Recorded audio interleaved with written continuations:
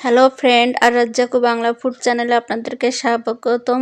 আমি শেফ সাবিনা ইয়াসমিন সীমা। আজকে আপনাদের সাথে শেয়ার করব কিভাবে আমরা বেসন দিয়ে বেগুনি তৈরি করব খুব সহজে। চপ বানানোর জন্য আমরা এখানে বেসনটা সুন্দর করে একটু তেল দিয়ে মেখে 2 ঘন্টা মতো আমরা ভিজিয়ে রেখেছি। দেখুন ভিজিয়ে রাখার পরে খুব নরম হয়ে গেছে। এরপর আমরা এটাকে ভালো করে ফেটে নেব। ফেটে যে দেখুন এরকম খুন্তির আগায় দাগ দিলেই কিন্তু এই যে দাগটা লেগে থাকবে এবং দেখুন এরকম পাতলা হতে হবে, খুবই সহজ। আর দেখুন খুন্তির আগায় কিন্তু প্রলেপ হয়ে যাচ্ছে একদম। এরকম হলে বুঝতে হবে যে পারফেক্ট গুলা তৈরি করা আছে। এই যে এখান থেকে বেসন নিয়ে শুধুমাত্র আমরা একটু তেল দিয়ে মেখে ভিজিয়ে রেখেছি, আর কিচ্ছু না। একদম সহজ এবং সিম্পল আর খুবই মজাদার। এর সাথে আমরা কিছু মশলা যোগ করেছি টেস্টি হওয়ার জন্য, জিরে, গরম মশলা, হলুদ আর এরপরে মজাদার প্রাণ মশলা। এখানে অনেক প্রকার মশলা দেওয়া আছে। সে মশলা হেলদি সবজি টেস্ট এবং বানানোর জন্য এবং যে কোনো বড়া তৈরি করার জন্য একটু দিলে কিন্তু খুব দারুণ স্বাদ আসে আর খুবই টেস্ট হয়। এই যে একটু দিয়ে দিলাম, দিয়ে এটাকে ভালো করে আমরা ঘুটে নেব।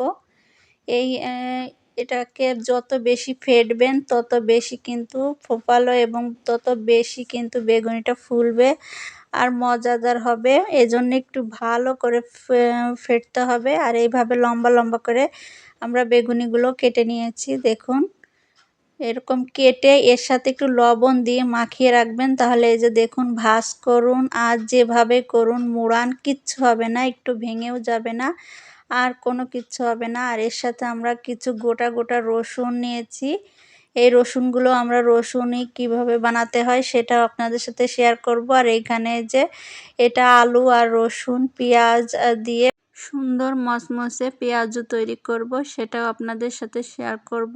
এরকমই মজাদার ভিডিও বারবার পেতে চাইলে সাবস্ক্রাইব করে রাখুন এবং কমেন্টে জানাবেন, তাহলে সহজে নোটিফিকেশন আকারে আপনার কাছে ভিডিও পৌঁছে যাবে। সুন্দর করে সিম্পল কড়াই নিয়ে সেখানে তেল গরম করে নেব। এই কড়াইটা খুব সুন্দর তেলা, একদম সব কিছু সুন্দরভাবে উঠে যায়। এবার একটু ফোড় দিয়ে দেখে নেব যে তেলটা কতটুকু গরম হয়েছে। উপরে যদি ভেসে ওঠে তাহলে ভাববো তেলটা পরিপূর্ণভাবে গরম হয়েছে। এবার আমরা এখানে একটি একটি করে ভেজে নেব। খুব সহজ এবং সিম্পল ভাবে যে এত সুন্দর বেগুনি তৈরি করা যায় আপনারা ভাবতেই পারবেন না। এছাড়াও আপনারা যদি দেখতে চান কিভাবে আমি পেঁয়াজি এবং কিভাবে আমি রসুনের বড়া তৈরি করলাম, আপনারা কমেন্টে বলবেন, আমি অবশ্যই আপনাদেরকে দেখিয়ে দেব।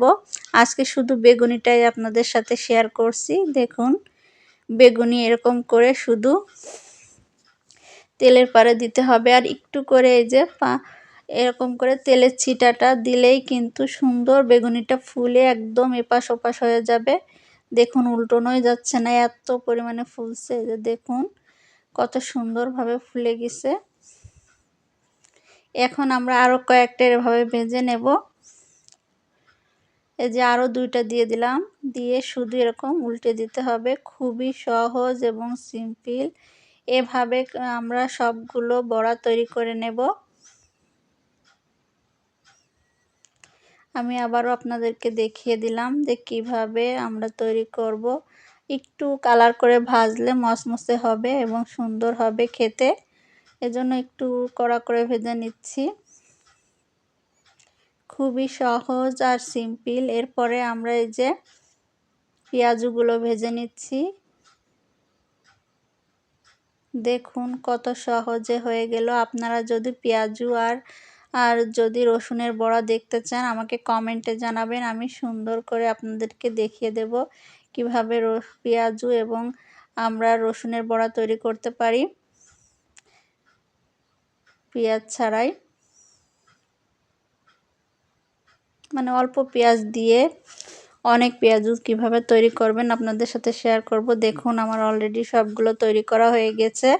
এই যে দেখুন এগুলো রসুনের আর নিচে আছে পেঁয়াজু আর এরপরে হচ্ছে বেগুনি।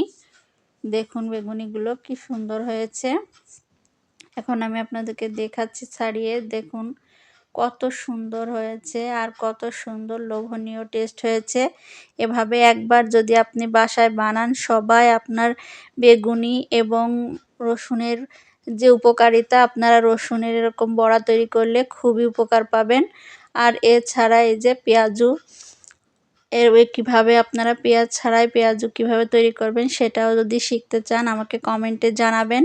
আমি অবশ্যই আপনাদের জন্য ভিডিও নিয়ে আসবো রসুনের যে বড়া তৈরি করেছি সেই ভিডিও, আর যে আমরা যে পেঁয়াজু ছাড়াই যে পেঁয়াজু তৈরি করেছি সেই ভিডিও আপনাদেরকে শেয়ার করব খুব সুন্দরভাবে। দেখুন রসুনের বড়াগুলো কত সুন্দর হয়েছে আর কত সুন্দর খেতে হয়, আর আমাদের শরীরে খুবই উপকারী এই রসুনের বড়া, যা আপনি ভাবতেই পারবেন না যে এত মজা আর এত টেস্ট। এভাবে একবার আপনারা বাসায় বানিয়ে সবাই মিলে মজা করে খান, খুবই ভালো লাগবে। ভালো থাকুন, সুস্থ থাকুন আর রাজ্জাকু বাংলা ফুডের সাথেই থাকুন।